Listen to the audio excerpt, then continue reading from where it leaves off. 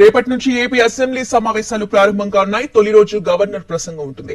ఆ తర్వాత ప్రభుత్వం విడుదల చేయనున్న శ్వేతపత్రాలపై ప్రధాన చర్చ జరగనుంది. ఇక కొత్త ప్రభుత్వం పనితీరుపై పెద్ద ఎత్తున ఆరోపణలు చేసింది వైసీపీ. ఢిల్లీలో ధర్నా చేయాలని కూడా నిర్ణయం తీసుకుంది. ఈ క్రమంలో అసెంబ్లీ సమావేశాలు వాడివేడిగా జరగబోతున్నాయి. అసెంబ్లీలో సీట్ల కేటాయింపు ఇంకా జరగలేదు. దీంతో జగన్ సామాన్య సభ్యుడిగానే సభకి హాజరు కానున్నారు. ప్రతిపక్ష హోదా అంశం కూడా సభలో ప్రస్తావనకి రానుంది. తనకు ప్రతిపక్ష హోదా ఇవ్వాలని జగన్ డిమాండ్ చేసే అవకాశం ఉంది. అయితే నిబంధనల ప్రకారం ప్రతిపక్ష హోదా ఇవ్వడం కుదరదని అధికార పార్టీ ఇప్పటికే చెప్పేసింది. దీంతో వైఎస్ జగన్ సభలో ఎలా వ్యవహరిస్తారు, ఎక్కడ కూర్చుంటారు అనేది ఆసక్తికరంగా మారింది. శాంతి భద్రతలు, మద్యం, ఆర్థిక శాఖలపై సభలో శ్వేతపత్రాలు విడుదల చేయనుంది ప్రభుత్వం. ఈ శ్వేతపత్రాలపై ఎప్పుడు చర్చించాలి అనేది బీఏసీలో చర్చించనున్నారు. శ్వేతపత్రాలపై చర్చకి వైసీపీ ఉంటుందా ఉండదా అనేది కూడా ఆసక్తిగా మారింది.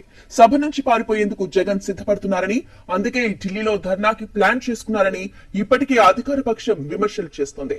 ల్యాండ్ టైటిలింగ్ యాక్ట్ రద్దు బిల్లును కూడా సభ ముందుకు తీసుకురానుంది ప్రభుత్వం.